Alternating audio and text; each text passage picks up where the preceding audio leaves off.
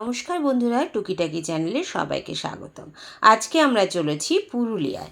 তা পুরুলিয়া ভ্রমণের পার্ট 1-এর ভিডিওটি তোমাদের সামনে শেয়ার করলাম। বাড়ি থেকে বারাসাত থেকে পুরুলিয়ার দূরত্ব 250 কিলোমিটার। সময় লেগেছিল 6 থেকে 7 ঘন্টা। আমরা বাড়ি থেকে বেরিয়েছিলাম 11:15টায়, গিয়ে পৌঁছেছি রাত 7টায়। কারণ কিছুটা সময় আমরা কাটিয়েছিলাম বাঁকুড়ার বনলতা রিসর্টে। তো চলো পুরো ভিডিওটা দেখার অনুরোধ রইল।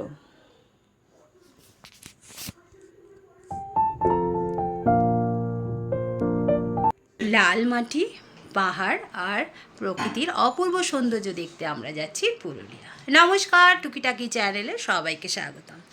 আজকে আমরা চলেছি পুরুলিয়ায়। তো সেখানে চলো আমরা কী কী দেখব, সেখানকার ঘোরার জায়গা, সেখানকার খাওয়া দাওয়া, সেখানকার ঘোরার অভিজ্ঞতা সব কিছুই তোমাদের মধ্যে পরপর শেয়ার করব। চলো তোমরা আমাদের সাথে থাকো।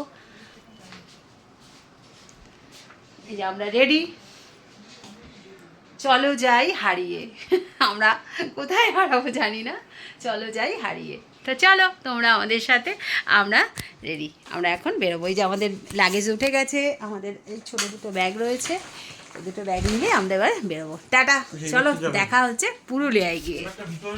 রঞ্জনবাবু রেডি হয়ে গেছে, গাড়ি ঠিক করে নিয়েছে, গাড়ি মুছছে, তৈরি করছে। চলো, হ্যাঁ সব রেডি নিয়ে নিয়েছি। একটু ঠাকুরকেও দেখে নিই। ঠাকুরের লাইটটা আমার ছেলে নিভিয়ে দিয়ে চলে যাবে। ঠাকুরকে প্রণাম জানিয়ে আমরা বেরোলাম পুরুলিয়ার পথে। তো দেখতেই পেলে আমরা রেডি হয়ে বেরিয়ে গেছি।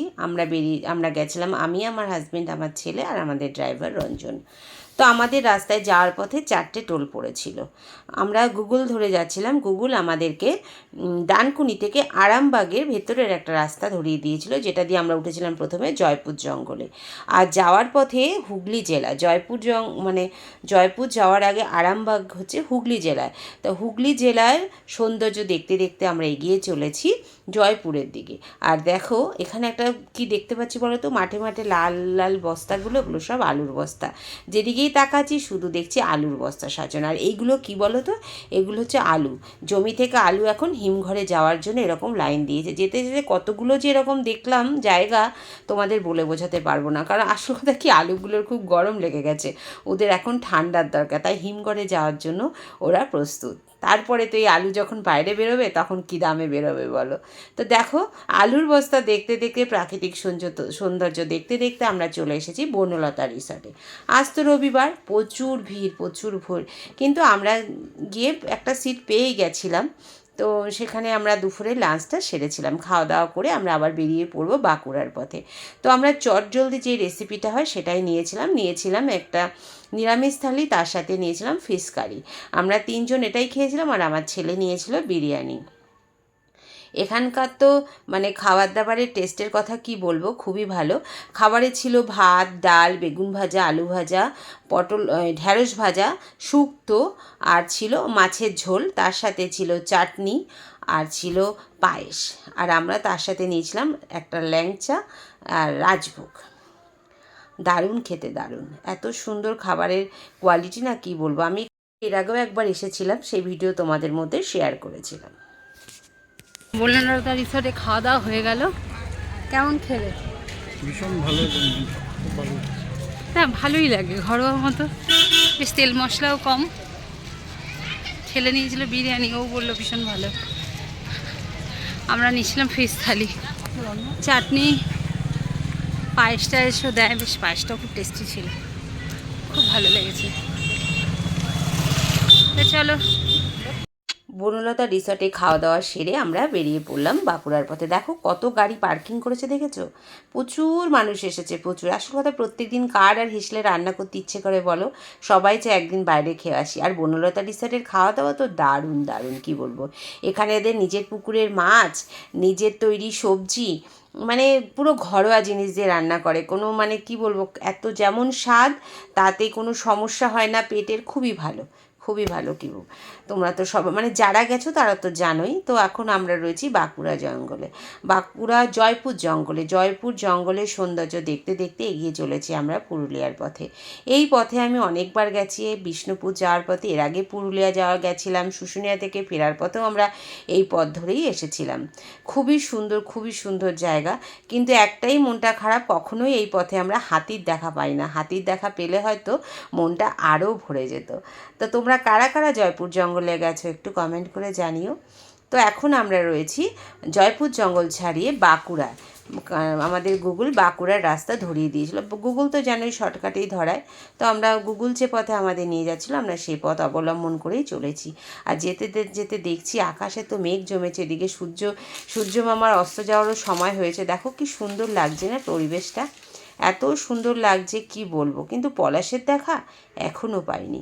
আমাদের খুব দুঃখ থেকে গেল এইবার ভ্রমণ ট্রিপে পলাশের খুব একটা দেখা পাইনি। কিন্তু পুরুলিয়া ভ্রমণ জানুয়ারি থেকে এপ্রিলের মানে মাঝামাঝি সময় পর্যন্ত করা যায়, পলাশ ফুলটা থাকে। কিন্তু এবার যেহেতু বৃষ্টি হয়ে গেছে না, পলাশের দেখাটা আমরা পাইনি।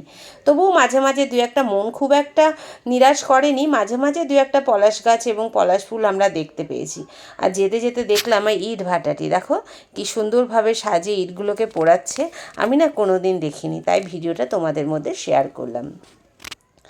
পলাশ এবার আমাদের নিরাশই করেছে, তবুও মাঝে মাঝে দু একটা দেখা পেয়েছি। দেখা পাইনি যে তা বলবো না, দেখা পেয়েছি, কিন্তু মনটা ভরেনি। যার জন্য ছুটে গেছিলাম সেটা পাইনি।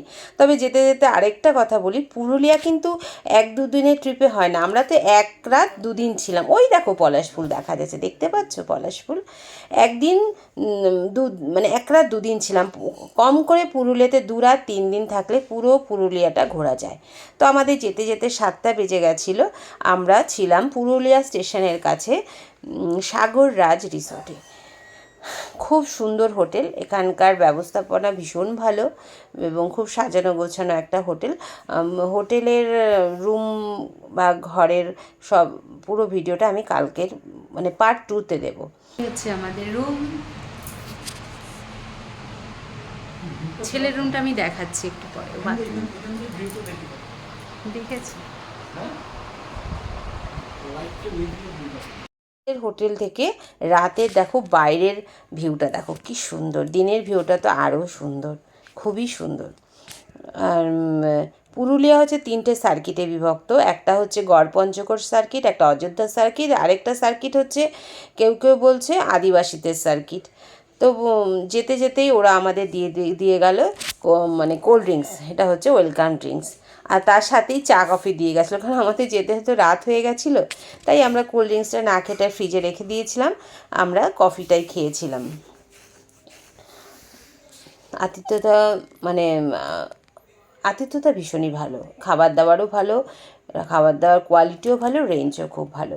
এটা একদম পুরুলিয়া স্টেশনের কাছেই এই হোটেলটি। তোমরা কখনো পুরুলিয়া গেলে এই হোটেলটায় ঘুরে আসতে পারো। আমি ডেসক্রিপশন বক্সে এর ফোন নাম্বারটা দিয়ে রাখবো। আর চায়ের সাথে দিয়ে গেছিলো বিস্কুট। তা আমরা দুজন সারাদিনের ধকলের পরে 1 কাপ চা পেলে কার না ভালো লাগে বলো।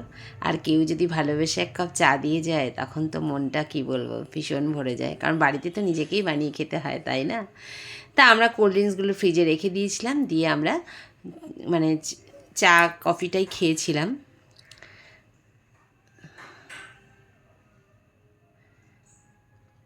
যে দুজন 2 কাপ কফি ঢেলে নিলাম। এবার একটু মানে রেস্টও নেব খাওয়া দাওয়া করে, কারণ রাতে তো আজকে আমরা কোথাও বেরোবো না। বেরিয়েছিলাম আমরা, পরে বেরিয়েছিলাম কাছে একটা মন্দিরে, কিন্তু মন্দিরটি বন্ধ ছিল। পরের দিন সকালে সে মন্দিরে গেছিলাম, সেই ভিডিও তোমাদের পার্ট 2তেই আসবে। আর দেখো রাতে আমাদের হোটেল থেকে নাইট ভিউটা দেখো কি সুন্দর, দূরে ব্রিজ দেখা যাচ্ছে, গাড়িগুলো যাচ্ছে, নিচ দিয়ে ট্রেন যাচ্ছে, অসাধারণ। দিনে তো আরোই সুন্দর। এখন কটা বাজে, যখন আমি ভিডিওটা তুলেছিলাম রাত তখন প্রায় 12:30 পৌনে 1টা। ভীষণই ভালো লাগছিল। চলো আজকে হোটেলের বাইরের ভিউ দেখতে দেখতে এই ভিডিওটা শেষ করলাম। আজকের ভিডিও এই পর্যন্তই। তোমাদের যদি ভালো লেগে থাকে লাইক করো, কমেন্ট করো, শেয়ার করো। যারা নতুন তারা চ্যানেলটাকে সাবস্ক্রাইব করো।